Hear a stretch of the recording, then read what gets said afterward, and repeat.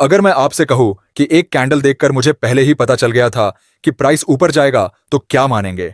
और हां, उस ट्रेड से मुझे 10% का मुनाफा हुआ। अब आप सोच रहे होंगे कि इसे कैसे पता चला कि प्राइस ऊपर जाएगा? तो जवाब है कैंडल्स। तो चलिए मैं आपको बताता हूं मेरे फेवरेट कैंडलस्टिक पैटर्न्स के बारे में जो मैं रोजाना यूज करता हूं। अगर आप भी इन सभी कैंडलस्टिक पैटर्न को मास्टर कर लेते हैं तो आपको प्रॉफिटेबल बनने से कोई नहीं रोक सकता। सेकंड और सिक्स्थ कैंडलस्टिक पैटर्न मिस मत करना, क्योंकि ये दोनों कैंडलस्टिक पैटर्न आपको डेली ट्रेड में दिख सकते हैं। अगर आप इन्हें मिस कर देते हो तो मार्केट उड़ान भरकर ऊपर निकल जाएगा और आप एंट्री का इंतजार करते रह जाएंगे। बुलिश एनगल्फिंग एक रिवर्सल कैंडलस्टिक पैटर्न होता है जो यह संकेत देता है कि बाजार में बायर्स एंटर हो चुके हैं, अब गिरावट रुक सकती है और तेजी शुरू हो सकती है। इस पैटर्न में एक छोटी रेड कैंडल बनती है और उसके बाद एक बड़ी ग्रीन कैंडल बनती है जो पूरी तरह से पिछली रेड कैंडल को निगल लेती है, यानी रेड कैंडल को पूरी तरह से अपने अंदर समा लेती है, जैसे एक शार्क मछली किसी छोटी मछली को निगल लेती है। यह पैटर्न जोन के पास बने तो इसकी ताकत और ज्यादा बढ़ जाती है।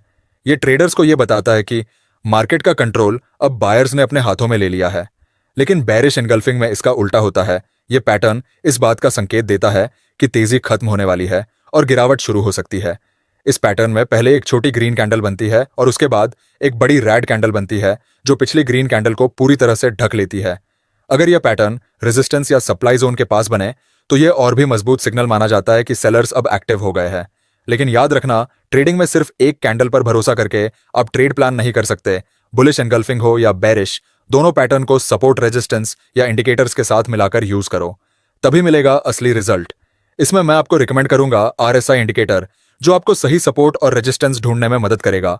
अगर प्राइस ओवरसोल्ड जोन में है और सपोर्ट पर बुलिश एनगल्फिंग पैटर्न आपको दिखे तो आप ट्रेड प्लान कर सकते हैं, और रेजिस्टेंस पर बेयरिश एनगल्फिंग पैटर्न बना है, साथ में आरएसआई ओवरबोट जोन में है, तो ही आप ट्रेड प्लान करेंगे। याद रखें, दोनों पैटर्न्स में पिछली कैंडल की बॉडी का एंगल्फ होना जरूरी है, विक का नहीं। ज्यादा कंफर्मेशन के लिए इन्हें वॉल्यूम, सपोर्ट, रेजिस्टेंस या ट्रेंड के साथ मिलाकर यूज करें। मेरा फेवरेट कैंडलस्टिक पैटर्न जिसे मैं साइडवेज मार्केट में यूज करता हूं, सबसे पहले मोमेंटम कैंडलस्टिक पैटर्न की डेफिनेशन को समझते हैं और इस पैटर्न को कैसे पहचान सकते हैं। मोमेंटम कैंडलस्टिक वह कैंडल होती है जो पिछली कैंडल की तुलना में 2 से 3 गुना बड़ी होती है। इस कैंडल का साइज और डायरेक्शन यह संकेत देता है कि मार्केट में एक तरफा ताकत आ चुकी है। अब मार्केट कैंडल की दिशा में एक बड़ा मोमेंटम दिखा सकता है। यह कैंडल अक्सर किसी साइडवेज या रेंज बाउंड मार्केट के बाद दिखाई देती है और यह बताती है कि स्मार्ट मनी या बिग प्लेयर ने कंट्रोल ले लिया है और प्राइस उसी दिशा में आगे बढ़ेगा जिस दिशा में मोमेंटम कैंडल फॉर्म हुई है। मोमेंटम कैंडलस्टिक को पहचानने के आसान पॉइंट्स: कैंडल का बॉडी साइज बहुत बड़ा होता है, कैंडल का कलर साफ होता है। अगर मोमेंटम कैंडल ग्रीन बनती है तो बायर्स काफी स्ट्रांग है, और अगर मोमेंटम कैंडल का कलर रेड है इसका मतलब सेलर्स बहुत मजबूत है। मोमेंटम कैंडल से पहले की कैंडल्स आमतौर पर छोटी होती है। यह कैंडल अक्सर ब्रेकआउट या ब्रेकडाउन के समय बनती है। अब बात आती है मोमेंटम कैंडलस्टिक को ट्रेडिंग में यूज कैसे करना है।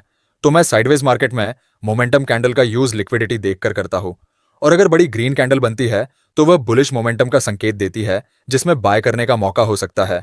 वहीं अगर बड़ी रेड कैंडल बनती है तो वह बेरिश मोमेंटम का संकेत देती है, तो सिर्फ सेल ट्रेड करने का प्लान हो सकता है। अक्सर यह कैंडल एक नए ट्रेंड की शुरुआत भी दर्शाती है। यह पैटर्न आपको सपोर्ट और रेजिस्टेंस पर ही देखने को मिल सकता है।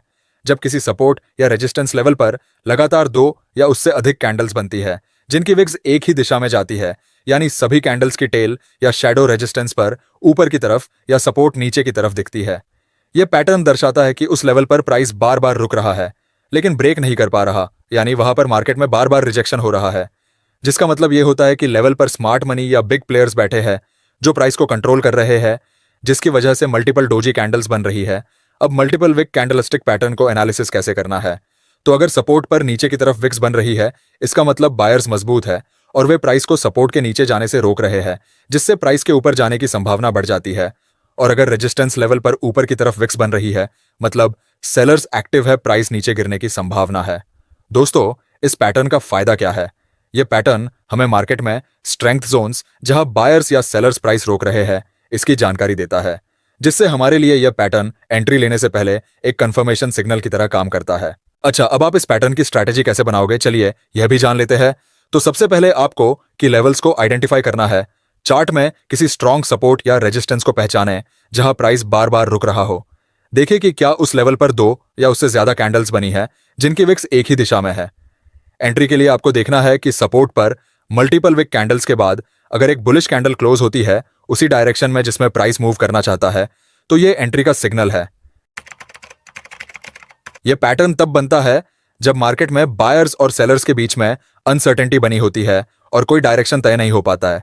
डोजी एक स्पेशल तरह का पैटर्न होता है।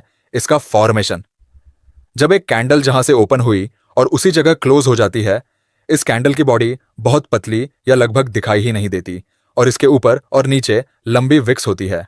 डोजी कैंडलस्टिक पैटर्न को ट्रेडिंग में एक पोटेंशियल ट्रेंड रिवर्सल सिग्नल माना जाता है। कैसे? जब मार्केट लगातार ऊपर जा रहा होता है, फिर अचानक एक डोजी कैंडल बनती है, इसका मतलब बायर्स थक चुके हैं और संभावना है कि अब मार्केट में सेलर्स एक्टिव हो रहे हैं। यह बेरिश रिवर्सल हो सकता है। अगर अब ट्रेंड के बाद डोजी दिखे और उसकी अगली कैंडल रेड और स्ट्रैंग हो, तो यह एक सेल एंट्री का बढ़िया मौका हो सकता है। जबकि डाउन ट्रेंड में इसका उल्टा होगा। अगर डाउन ट्रेंड के बाद आपको एक डोजी फॉर्म होती दिखे, फिर उसकी अगली कैंडल एक स्ट्रैंग ग्रीन कैंडल बनती है, तो आप बाय की तरफ जा सकते हैं। लेकिन आपको डोजी कैंडलस्टिक पैटर्न के साथ candle confirmation, support resistance, RSI या कोई और इंडिकेटर का जरूर यूज करना है। आपको इस डोजी कैंडलस्टिक पैटर्न में डोजी के कई वेरिएंट्स देखने को मिलेंगे, जैसे standard doji, long lagged doji, Dragonfly doji और ग्रेवस्टोन डोजी। तो जब भी आप इनमें से किसी भी डोजी को ट्रेड करें, तो हमेशा एक या दो कंफर्मेशन के साथ ही ट्रेड करें। हैमर कैंडलस्टिक पैटर्न इकलौता ऐसा पैटर्न है जो काफी ज्यादा एक्यूरेट माना जाता है, जो अक्सर डाउन ट्रेंड के बाद किसी स्ट्रांग सपोर्ट या डिमांड जोन पर देखने को मिलता है। इसकी बॉडी छोटी होती है और बॉडी के नीचे एक लंबी विक होती है। यह पैटर्न बताता है कि बायर्स ने आखिरी समय पर प्राइस को ऊपर खींच लिया। अब आप हैमर पैटर्न की स्ट्रैटेजी कैसे बनाओगे, चलिए समझते हैं। तो सबसे पहले आपको जोन को आइडेंटिफाई करना है। हैमर को हमेशा स्ट्रॉन्ग सपोर्ट, ऑर्डर ब्लॉक या फेयर वैल्यू गैप के पास खोजें।